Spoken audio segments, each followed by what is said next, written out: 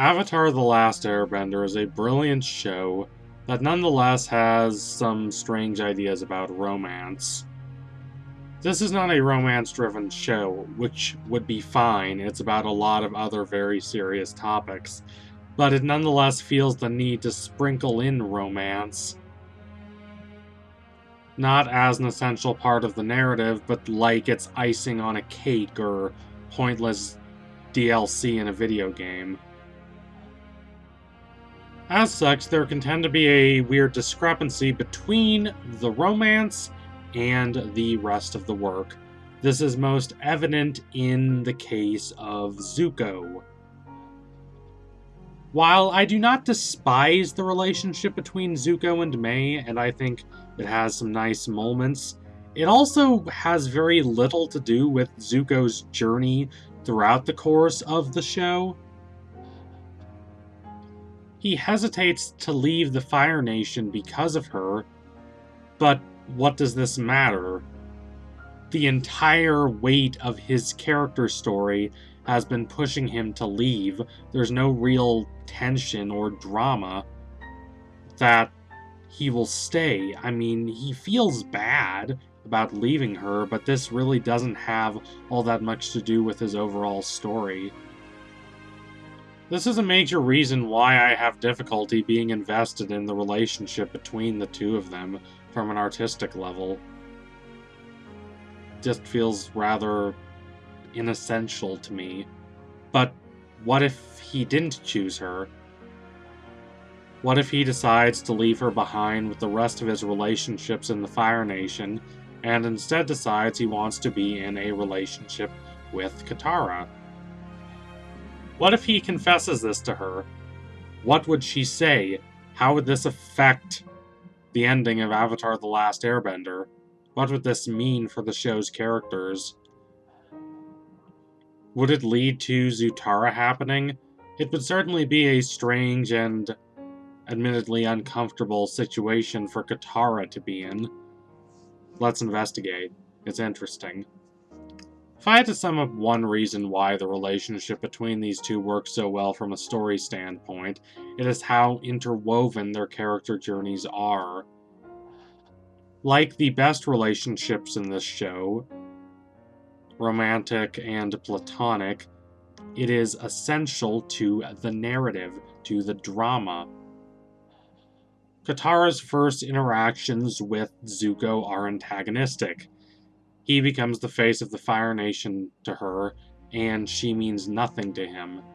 He taunts Katara with her mother's necklace in episode 109, the Waterbending Scroll, and he defeats her in battle near the end of Season 1, after which he takes Aang and drags him through the tundra in the North Pole until Team Avatar goes and rescues him. Aang is consistently generous to Zuko, even when Zuko does not deserve it. At the end of episode 113, Aang makes an offer of friendship to Zuko. Even though Zuko has tried to capture him multiple times at this point, he wants to see the good in Zuko. He wants a closer relationship with him. Zuko responds by shooting fire at him, and Aang takes this hard, but he still saves Zuko's life at the end of Season 1, even though Sokka wanted to let Zuko die. It is a supreme gesture of mercy for which fate later rewards them, as Zuko joins Team Avatar. Katara is different, however. Katara is the member of Team Avatar who most frequently casts their struggle in purely moral terms. Aang is the hope of the world, so Zuko trying to capture him, whatever his reasons, makes him a sort of demoniac figure. And she does not refrain from venting her frustrations to him when they are in prison together beneath Ba Sing Se at the end of Season 2. She views him fatalistically, arguing that because he is the Fire Lord's son, spreading war and violence is in his blood. The kindly and empathetic Katara is nowhere to be found. Instead, her dark side emerges, and it is ferocious. Early Season 1 Sokka's blanket hatred of the people of the Fire Nation is uncomfortable and buffoonish, but it's also typical and mostly harmless. Katara's dark side is much more raw and primal. It is a pure expression of her innermost soul, and if you are anything like me, you both understand exactly where she is coming from and are a little terrified by her when she embraces her dark side. This duality makes Katara one of my all-time favorite characters in the show, but make no mistake, if I were Zuko in this instance, I would be scared of her. And yet, he commits himself to repentance. Throughout Season 2, he has refused to open up to people even when they were kind to him. We see this very firmly early in Season 2, when he steals the ostrich horse of a family that was very nice to him, and then a little more subtly it occurs again in episode 215, The Tales of Ba Sing Se, when he's on a date with Jin. Here, though, he chooses to open up to Katara even though she is at her darkest. He chooses connection and vulnerability, and it works. Their bond is firm and instinctual, and there is a clear connection between his betrayal of that bond, his betrayal of that newfound intimacy at the end of Season 2, and the guilt he carries around with him throughout the first half of Season 3. True, I wouldn't quite say his betrayal of Katara weighs on him as mightily as his betrayal of Uncle Iroh, but he can't ignore it, even after he rejoins Team Avatar. When Katara glares at him, he is forced to remember what he did, and he tries to make good. He tries to redeem himself in her eyes. He can only gain the closure he yearns for by giving closure to her. Zuko's relationship to Katara cannot be extricated from both their character journeys, but what if he wanted this relationship to go a little further? What if Mai forced his hand by breaking up with him? While we know a lot about Katara as a person, we don't know a whole lot about her romantic feelings. They are as enigmatic to the writers as they are to Aang. There is a romantic undercurrent to her interactions with Zuko in Season 2 beneath Ba Sing Se, especially considering her past relationship with Jet, but she never explicitly admits romantic feelings for Zuko. Then again, Katara never outright admits her feelings for Aang either. That she kisses him at the end of the last episode is an implicit declaration of her affections, but how she got to the point wherein she's willing to enter into a romantic relationship with him is something the work never really explains. One of the few times wherein she does talk about her romantic feelings is episode 317, The Ember Island Players, where Aang kisses her and she responds by saying that she is confused. If Zuko had said that he wanted to be with her, would she have refused? I doubt it. They only grow closer to each other as the show approaches its end. The last interaction we see between Aang and Katara before the final kiss is Aang running away from her and the rest of the group, screaming at Katara that she doesn't understand him because she's not willing to accept his unwillingness to kill the Fire Lord.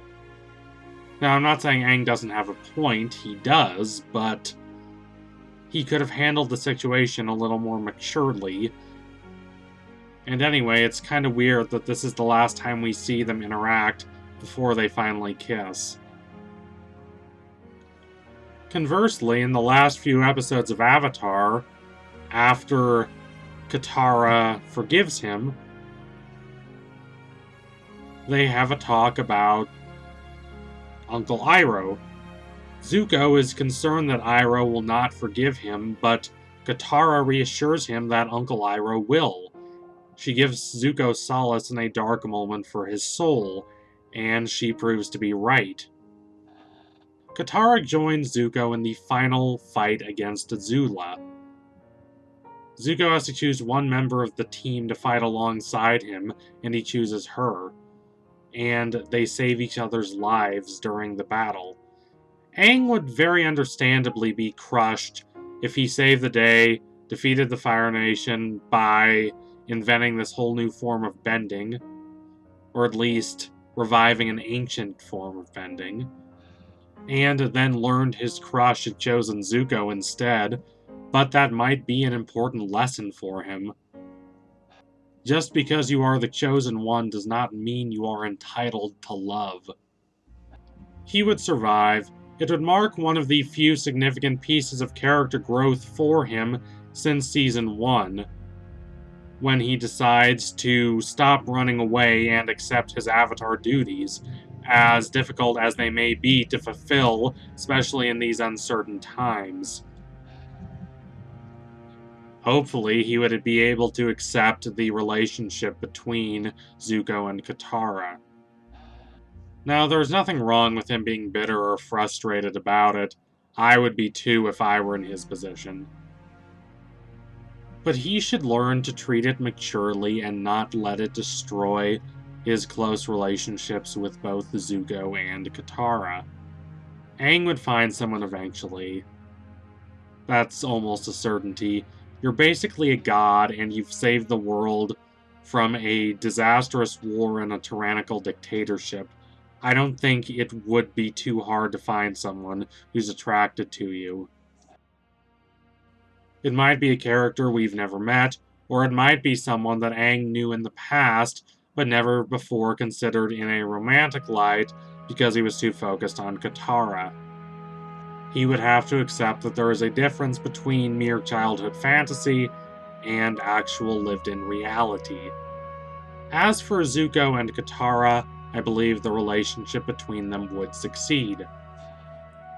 It would be strange at first, as they were enemies only several months prior, and Katara would feel a pang of guilt at rejecting the passionate advances of Aang, but she would not regret being in a relationship with Zuko. This would not be just another case of her attraction to a bad boy overwhelming her. The two of them understand each other's deepest fears, hopes, and longings. Thank you all for watching. If you liked what you saw today, don't forget to like, comment, and subscribe. Donate to my Patreon if you can, and you want to see more videos like this. Keep watching Avatar: The Last Airbender. It is a brilliant, empathetic, gorgeously constructed show that I'm glad is finally getting the attention it deserves. With these alternate scenario videos, these what-if videos, I don't mean to suggest that the show is seriously flawed. It's just really interesting to explore some alternate possibilities. The show is rich enough to allow that. There's so many fascinating scenarios to explore. Anyway, tune in soon for my next analysis. It will be coming soon, I promise you that. Thank y'all again. Adios, comrades.